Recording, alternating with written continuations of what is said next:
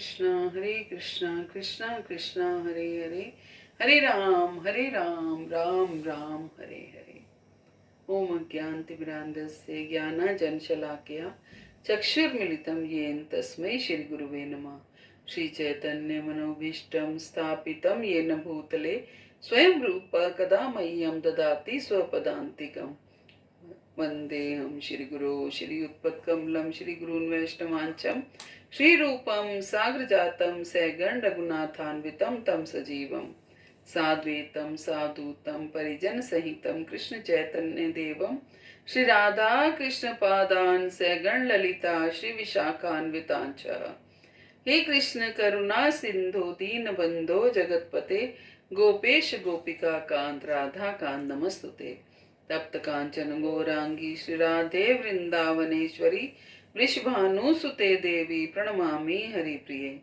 वाञ्छाकल्पतरुभ्यश्च कृपा सिन्धुभ्यैव च पतितानां पावनेभ्यो वैष्णवेभ्यो नमो नमः। जय श्री कृष्ण चैतन्य प्रभु नित्यानंद श्री अद्वैत गदाधर श्रीवासादि गौर भक्त वृंद। हरे कृष्णा कृष्णा कृष्णा हरे हरे, हरे राम राम राम हरे हरे। हरे कृष्णा। तो आज हम एक और ब्रज के भक्त की चरित्र के ऊपर चर्चा करेंगे। श्री हरिदास बाबा जी वृंदावन से, वैसे तो तीनों लोकों में जितने भी स्थान हैं वे सब भगवान के हैं और भगवान परमात्मा स्वरूप में सब जगह विराजमान हैं, सब स्थानों पर विराजमान हैं। लेकिन जितनी प्रिय उन्हें ब्रज भूमि है उतनी प्रिय उनको और कोई भूमि नहीं है।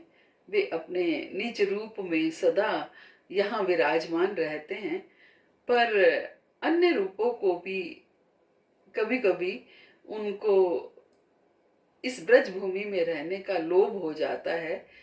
तो अगर ऐसा होता है तो ये कोई आश्चर्य की बात नहीं है कि ब्रज में रहने का लोभ तो जब भगवान को है तो भगवान के अन्य रूपों को भी हो सकता है। तो ऐसा ही एक बार आज से लगभग 200 वर्ष पूर्व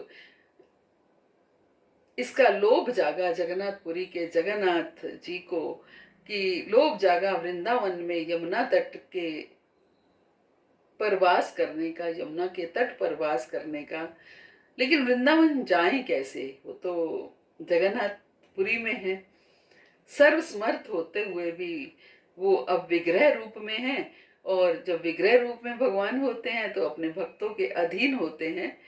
ऐसे किसी रूप में नहीं कि भक्त जो कहें उनको वो जो करवाएं वो वही करेंगे, भक्त उन्हें जो खिलाएं वो वही खाएंगे, भक्त जो पहनाएं वो वही पहनेंगे, भक्त जहां लेकर के जाएं वो वहीं जाएंगे।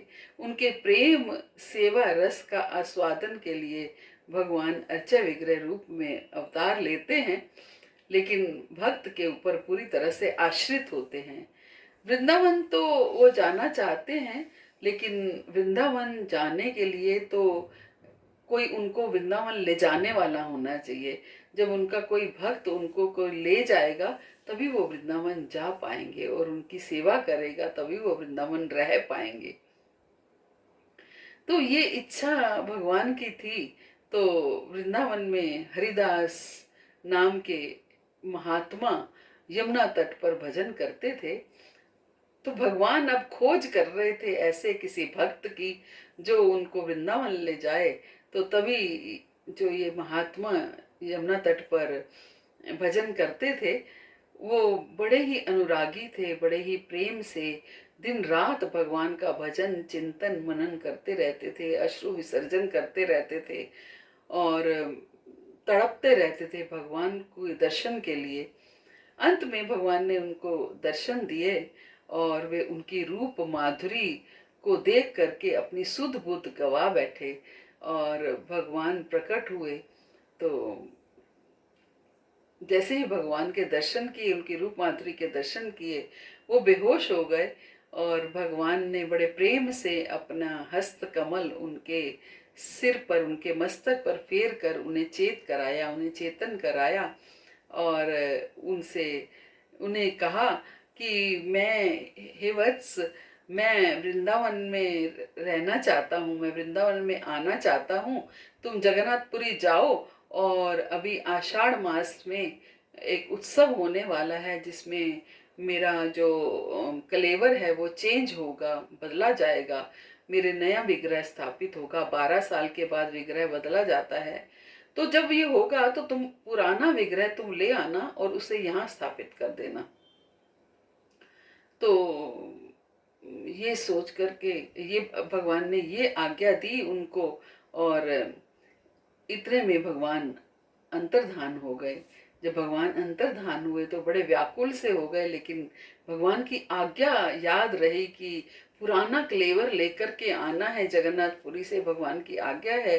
भगवान चाहते हैं, भगवान ने बोला कि आप मुझे यहाँ लेकर के आओ, मैं आपकी सेवा, प्रेममयी सेवा जो है वो उसका रसा स्वादन करना चाहता हूँ।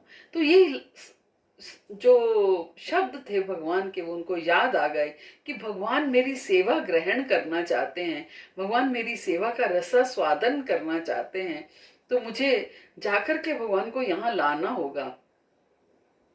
तो याद आ गई भगवान की आज्ञा, तो फिर से उत्साह हो गया और चल पड़े अपने शिष्यों को लेकर। उस समय तो कोई ज्यादा सुविधा नहीं हुआ करती थी, ना ट्रेन की ना प्लेन की, तो लोग पैदल ही जाया करते थे। तो चल पड़े पैदल यात्रा में, सर्दी गर्मी बरसात बीहड़ जंगलों में चलते जा रहे हैं। और कहीं जंगल हैं तो कहीं खाइयां हैं तो कहीं पहाड़ हैं, बस चलते जा रहे हैं। ध्येय क्या है कि जगन्नाथपुरी जा करके जगन्नाथ जी को लेकर के आना है। तो वहां पहुंचे तो 4 दिन के बाद कलेवर बदले जाने वाला उत्सव जो था, महाअभिषेक का उत्सव था। लाखों यात्री दूर दूर से आए हुए थे, आनंद और उल्लास का समुद्र उमड़ रहा था। तो हरिदास जी ने जगन्नाथ जी के पुजारियों को जाकर अपने अपने स्वप्न के बारे में या अपने भगवत दर्शन के बारे में उन्हें बताया, और उन्हें बताया कि मुझे भगवान ने ये आज्ञा दी है कि जाकर के वहां से लेकर के आओ अपना मेरा कलेवर, वहां जगन्नाथ का जो पुराना कलेवर है वो लेकर के आओ और यहाँ आके स्थापित करो। लेकिन पुजारियों ने मना कर दिया कि ये हमें आज्ञा नहीं है, कि हमें ये अधिकार नहीं है कि हम आपको पुराना कलेवर दे दें, ये अधिकार केवल राजा को है। तो हरिदास जी चल पड़े राजा के पास, जाकर के राजा को प्रार्थना की कि ऐसे ऐसे भगवान ने ये आज्ञा दी है कि पुराना कलेवर लेकर के आओ और उसे वृंदावन में स्थापित करो, भगवान वृंदावन में रहना चाहते हैं। तो लेकिन राजा ने कहा भगवान ने आपको आज्ञा दी है, लेकिन भगवान ने मुझे आज्ञा नहीं दी है। राजा ने उनका बड़ा आदर सत्कार किया हालांकि, लेकिन फिर भी कलेवर देने के लिए या पुराना विग्रह देने के लिए राजा ने इनकार कर दिया कि मैं आपको नहीं दे सकता, क्योंकि भगवान ने डायरेक्ट प्रत्यक्ष रूप से मुझे आज्ञा नहीं दी है। तो हरिदास कहने लगे कि ठीक है, अगर आप मुझे नहीं दे सकते तो उन्होंने ये बोला कि हम तो अपनी पुरानी रीति से ही इस पुराने कलेवर को समुद्र में बहा देंगे। तो हरिदास कहने लगे ठीक है, अगर आप उसको समुद्र में बहाओगे तो मुझे भी समुद्र में बहाना पड़ेगा। तो हरिदास चल पड़े, समुद्र के पास बैठे हैं, समुद्र के तट पर, और भूखे प्यासे 4 दिन हो गए, भूखे प्यासे बैठे हैं और प्रतीक्षा कर रहे हैं कि पुराना कलेवर को समुद्र में बहाने के लिए आएंगे। तो लेकिन राजा के स्वप्न में भगवान स्वयं आते हैं और उन्हें कहते हैं कि तुम मेरे भक्त का जो है वो तिरस्कार किया है तुमने मेरे भक्त का, और मेरा भक्त तुम्हारे पास आया और उसने तुम्हें पुराना कलेवर बदलने के लिए बोला, देने के लिए बोला, और तुमने इनकार कर दिया। मैंने अपने भक्त को आज्ञा दी थी कि जाकर के लेकर के आओ, लेकिन तुमने मेरे भक्त को मना कर दिया।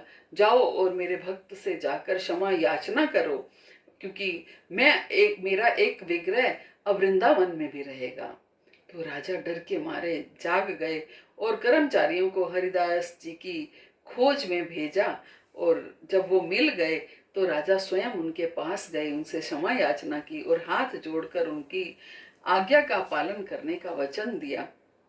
और अभिषेक के पश्चात राजा ने जगन्नाथ जी और बलदेव सुभद्रा को रथ पर विराजमान करके और धन धान्य दे करके और सेवक भी साथ में दे करके उन्हें वृंदावन के लिए विदा किया।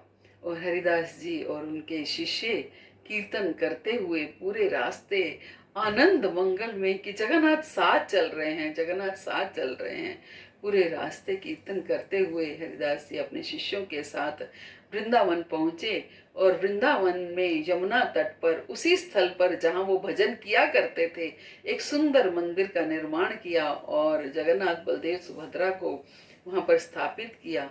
आज भी वह मंदिर और वो श्री विग्रह उस स्थान की शोभा बढ़ा रहे हैं और उनके सामने यमुना जी बह रही हैं और नीचे पक्का घाट है जो जगन्नाथ घाट के नाम से पुकारा जाता है।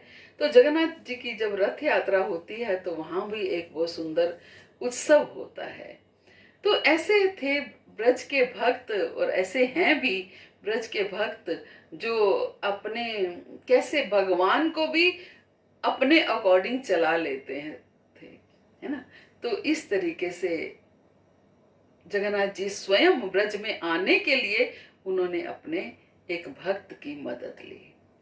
हरे कृष्णा। शिल प्रपात की जय, गुरु महाराज की जय, आप सब भक्तों की जय। हरे कृष्णा। दंड प्रणाम सभी को।